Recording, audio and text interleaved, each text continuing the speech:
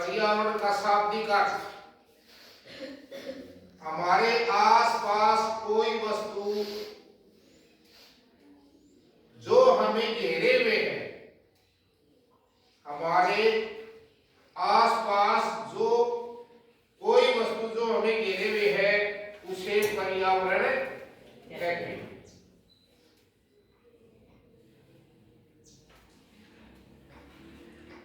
हिंदी शब्द पर्यावरण, परि अथवा आवरण दो शब्दों का युग्म है।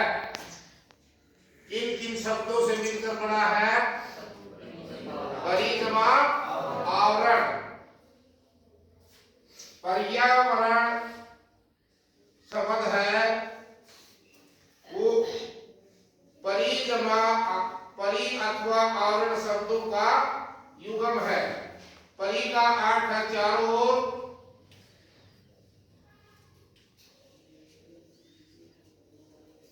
तथा आवरण का अर्थ है घेरा,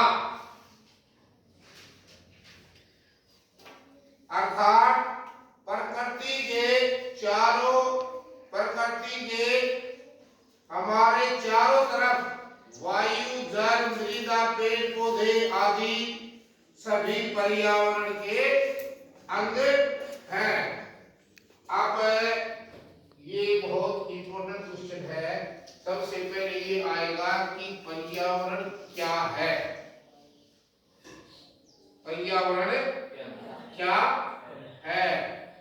हाँ बेटा बताओ क्या पर्यावरण? सर पर्यावरण जो हमारे आसपास का वातावरण जो हमें जुड़े हुए है, और पर्यावरण हिंदी शब्द परि प्लस आवरण से निकला है, जिसका अर्थ है परि हमारे चारों आवरण घेरा। समझ में आ रहा है? इन दोनों को मिलकर के पर्यावरण बना है। बैठो बेटा। और ये भी बता दिया गया कि परि का क्या मतलब है और आवरण का क्या मतलब है। अब बात आती है कि यो किन किन कारणों से होता है, क्या कारण है इसके होने के। ये कहता है कि पर्यावरण को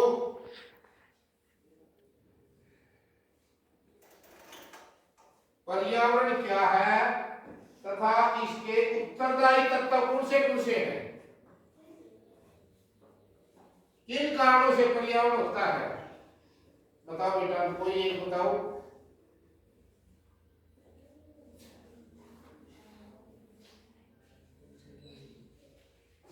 सर जो पेड़ पौधे हैं उनकी निरंतर कटाई, और जैसे जल प्रदूषण है, वायु प्रदूषण है, ध्वनि प्रदूषण है।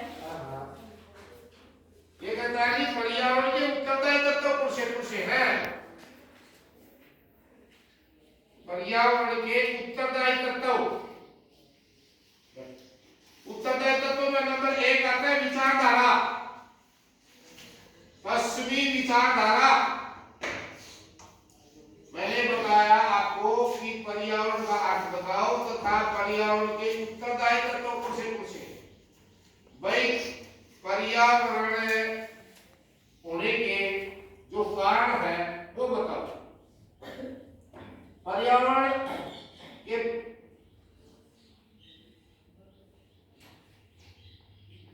पर्यावरण के उत्तरदायी तत्व निम्नलिखित है।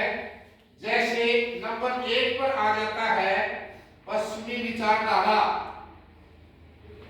ये पश्चिमी विचारधारा भी काफी हद तक पर्यावरण को प्रभावित करती है। और वो किस प्रकार करती है?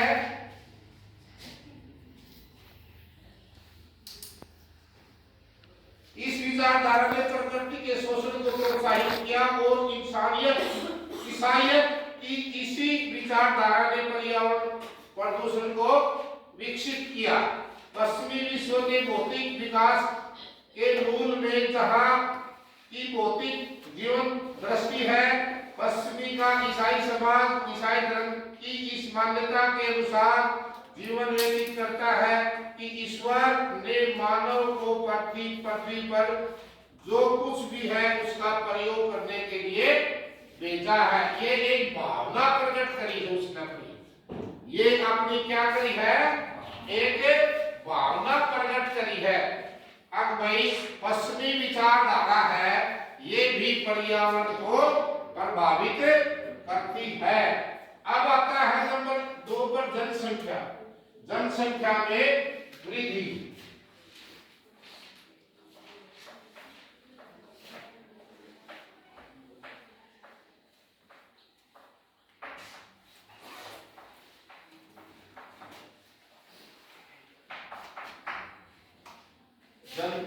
कई बार मैं आपको बता देता हूं, मैंने ये बता दिया कि पर्यावरण क्या है और पर्यावरण की उत्तरदायी तत्व। और इसी प्रश्न में से दूसरा प्रश्न भी निकलता है कि पर्यावरण क्या है। पर्यावरण प्रदूषण रोकने के उपाय कौन से हैं? तो आप ये तो हो गया उत्तरदायी तत्व, जनसंख्या में वृद्धि हो गया ना। और इसके जो पर्यावरण प्रदूषण के रोकने के उपाय है उनमें आ गया जनसंख्या में जनसंख्या वृद्धि पर नियंत्रण। मेरी बात समझ नहीं है यहाँ? इसी क्वेश्चन से दूसरा क्वेश्चन भी आपका तैयार हो जाएगा, इसी क्वेश्चन से। अब पर्यावरण के उत्तरदायी तत्व ये हो गए तो इनकी वजह से पर्यावरण फैलता है। और साथ कि नंबर 1 आ गया कि जनसंख्या में वृद्धि, ये दृष्टि उत्तरदायी तत्व हो गए। अब क्वेश्चन आ गया कि पर्यावरण को हमने, पर्यावरण प्रदूषण को हमने कैसे रोकना है, उसके ऊपर हमने किस प्रकार कंट्रोल करना है, काबू पाना है। तो इस ये लिखा था कि जनसंख्या में वृद्धि, इसका ऑपोजिट कर दोगे कि जनसंख्या वृद्धि पर नियंत्रण। जनसंख्या वृद्धि पर नियंत्रण। अब यह आता है विश्व की जनसंख्या में पिछले 50 वर्षों में बड़ी तीव्र गति से वृद्धि हुई है। जनसंख्या अधिक होने के कारण मानव की आवश्यक वस्तुओं, रोटी, कपड़ा और मकान की भी पूर्ति नहीं होती। जनसंख्या वृद्धि है जिससे हर इंसान को रोटी, कपड़ा और मकान भी नहीं मिलता। विश्व की अधिकांश जनसंख्या की मूल आवश्यकता रोटी, कपड़ा और मकान है। इन वस्तुओं की पूर्ति करना बहुत आवश्यक है, किंतु जनसंख्या वृद्धि पर यदि नियंत्रण नहीं किया जाएगा तो आने वाले समय में हर इंसान को इस समस्या का सामना करना पड़ेगा। नंबर 2 आता है वनों की कटाई व भू संरक्षण। वनों की कटाई,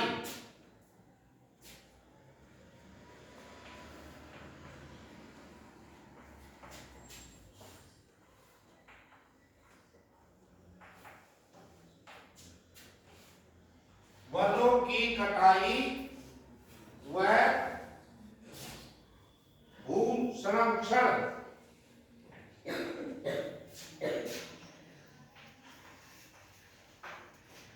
अब यदि हमने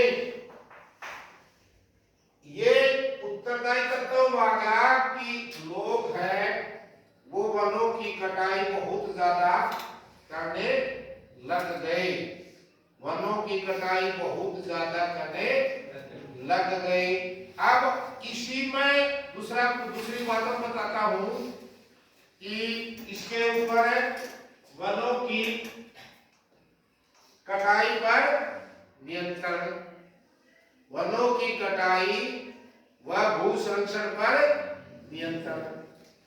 ये तो हो गया उत्तरदायी तत्व। अगर हमने काबू पाना है, इसके ऊपर हमने काबू पाना है, कंट्रोल करना है, तो ये लिखना है कि वनों की कटाई व भू संरक्षण पर नियंत्रण, काबू पाना। मानव जीवन को सुखी और समृद्ध बनाने और पर्यावरण को संतुलन बनाए रखने में वनों की भूमिका बहुत महत्वपूर्ण है। वनों की भूमिका बहुत ही महत्वपूर्ण है। हिमालय और अन्य पहाड़ी क्षेत्रों में वनों की निरंतर कटाई के फलस्वरूप भूमि की कठोरता कम होती जा रही है और भूषण की प्रक्रिया आरंभ हो गई है। भूमि के भूषण के कारण बाढ़ों का प्रकोप बढ़ता जा रहा है और ईंधन की लकड़ी व अन्य फसलों का निरंतर ह्रास हो रहा है। अनेक अन्य प्रजातियां आज लुप्त हो रही है। वनवासियों का अधिकतर जीवन वनों पर निर्भर करता है, किंतु वनों के कटने से उनके जीवन यापन में अनेक कठिनाइयां आ रही हैं और इन कठिनाइयों के फलस्वरूप आज वनस्पति में भी पर्याप्त असंतोष फैल रहा है। पहले जितने वन थे उतने आज वन नहीं है। पहले जितने जीव जंतु थे वो कहां पर अपना आश्रय लेते थे? वनों में। आजकल हिरण देखा है किसी ने? क्यों? कि उनको छुपने के लिए जगह नहीं मिल रही बेचारों को। भूमि की कमी होगी, धरती की कमी होगी, हर जगह है वो जुताई बुआई चल पड़ी। पहले उनको अपने आप को बचाने के लिए वन होते थे, वहां पर वो छुपते थे, वहां पर वो छुपते थे। अब वनों की कटाई के कारण निरंतर वनों की कटाई होती रही, वनों की कटाई होती रही। उस कटाई की वजह से हमारे जो ये जंगली जानवर हैं ये भी घटते जा रहे हैं और वनों की कटाई की वजह से ही दिन प्रतिदिन वर्षा की मात्रा घटती जा रही है। पहले जितनी वर्षा होती थी उतनी आजकल वर्षा ही नहीं होती। पहले जितनी मानसून आती थी उतनी आजकल मानसूनी वर्षा नहीं होती। वन वातावरण की व्यवस्था के लिए अनिवार्य तत्व है। केवल प्रकृति में वन ही दूषित वायु का भक्षण करते हैं, दूषित वायु का भक्षण करते हैं, दूषित वायु को रोकते हैं, दूषित वायु को कम करते हैं और बदले में स्वच्छ तथा ऑक्सीजन प्रदान करते हैं जो कि जीवन के लिए अनिवार्य तत्व है। आज के युग में जनसंख्या व उद्योगों के विस्तार के कारण स्वच्छ हवा का अभाव होता जा रहा है। आज के युग में स्वच्छ हवा का अभाव होता जा रहा है। आपको दिल्ली में, गुड़गांव में, फरीदाबाद में जो बड़े बड़े शहर है ना, जो यहाँ आपको हवा मिल रही है वो हवा आपको वहां पर नहीं मिलेगी। क्यों नहीं मिलेगी? कि वहां पर पर्यावरण प्रदूषण बहुत ही ज्यादा है, बहुत पर्यावरण प्रदूषण ज्यादा है। और पर्यावरण प्रदूषण क्यों ज्यादा है? क्योंकि वहां पर जितनी प्रचुर मात्रा में हमें पेड़ पौधे चाहिए उतनी प्रचुर मात्रा में पेड़ पौधे नहीं है।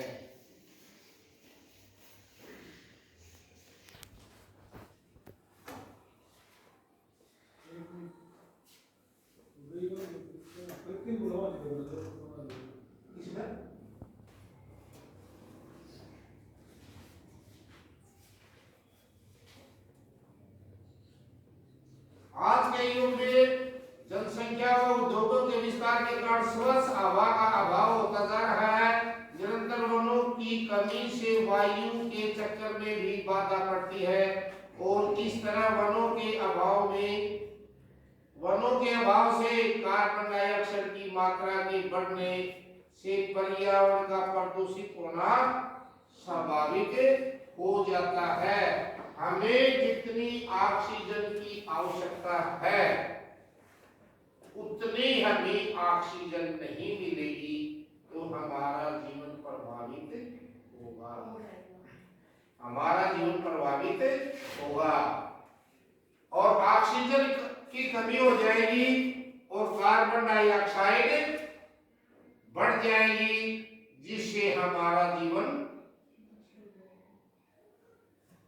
प्रभावित हो जाएगा। अब पिछले कुछ समय पूर्व मैंने एक अखबार पढ़ा था, उसमें ये लिखा हुआ था कि ज्यादा सर्दी के कारण एक परिवार है वो अपने कमरे में अंगीठी जला करके सो गया और सुबह जब देखा पड़ोसियों ने कि भाई वो नहीं उठे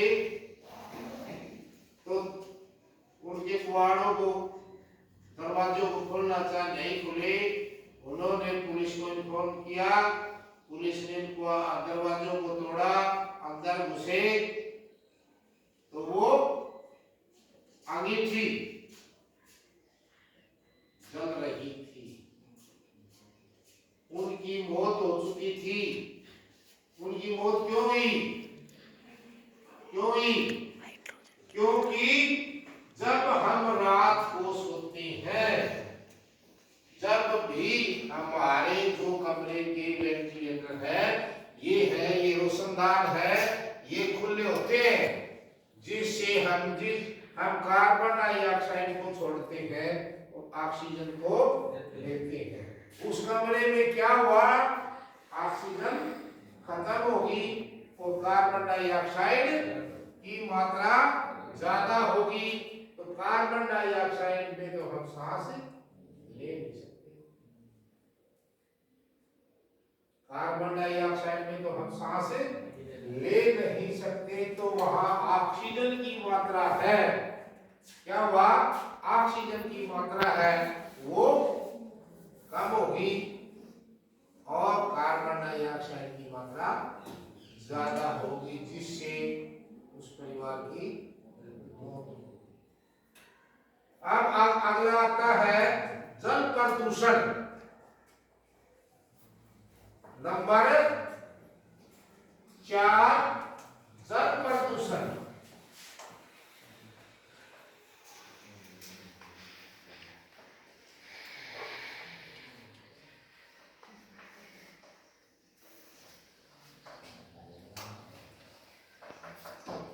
ये कैसे प्रभावित करता है? जल प्रदूषण जिस प्रकार वन संपदा सीमित है, उसी तरह प्रकृति ने जल पूर्ति को भी सीमित बनाया है। पानी न केवल मानव के लिए ही अपितु पशु पक्षी की पतंगे पेड़ पौधे आदि के लिए भी आवश्यक है। हवा के पश्चात जीवन के लिए दूसरा अनिवार्य तत्व पानी है। जल की मात्रा सीमित है, जबकि जल की पूर्ति मांग अथवा मात्रा असीमित है। जल की सीमित मात्रा के साथ साथ मानव ने नदियों व समुद्र के पानी को भिन्न ढंगों से प्रदूषित करना शुरू कर दिया।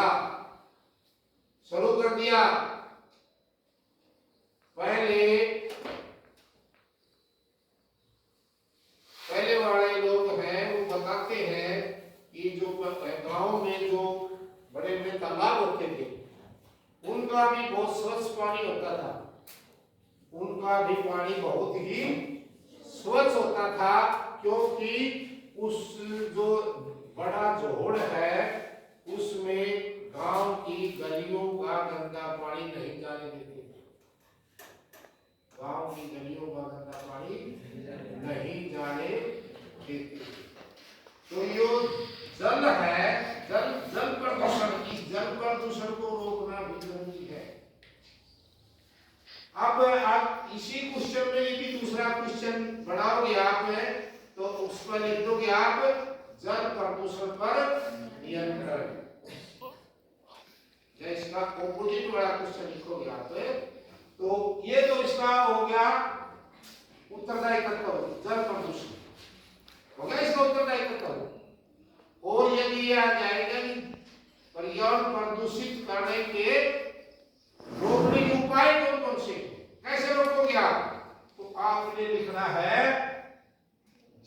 प्रदूषण पर नियंत्रण, जनसंख्या पर नियंत्रण, वनों की कटाई पर नियंत्रण, इनके नियंत्रण का मतलब काबू पाना, रोकना।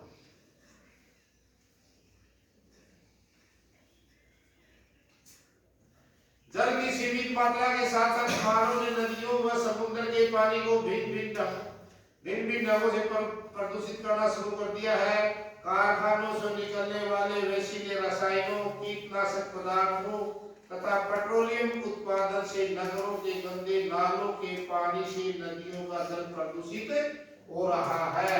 वो जो कारखाने हैं, वो कारखाने हैं, वो कारखाने वाले हैं, वो छोटे छोटे नालों में डाल देते हैं और वो नाले हैं, वो अपने जल को नदियों में प्रवाहित कर देते हैं। इस प्रकार हमारा जल प्रदूषित हो जाता है। इस प्रकार हमारा जल प्रदूषित हो जाता है। अगला है क्वेश्चन नंबर 5 है वायु प्रदूषण।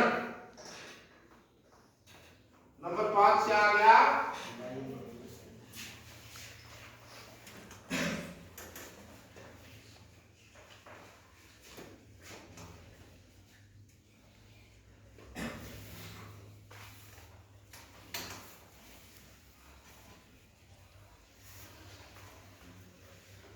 अब दूसरा क्वेश्चन यदि हम बनाएंगे तो लिख देंगे वायु प्रदूषण पर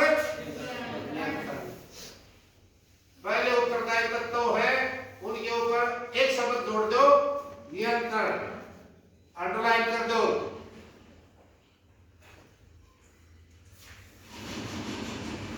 जल प्रदूषण से भी अधिक खतरनाक वायु प्रदूषण है। वर्तमान सभ्यता ने जिस गति से शहरों का आयोजन योजनाबद्ध तरीके से किया है और जितना अधिक जनसंख्या को घना बताया है, उसी अनुपात में इन शहरों के लोगों का श्वास लेने के लिए स्वच्छ वायु का मिलना कठिन हो गया है।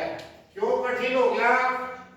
कि जनसंख्या ज्यादा होगी, जनसंख्या ज्यादा होगी और जितनी हमें स्वच्छ वायु चाहिए उतनी हमें स्वच्छ वायु वहां पर नहीं मिल रही है।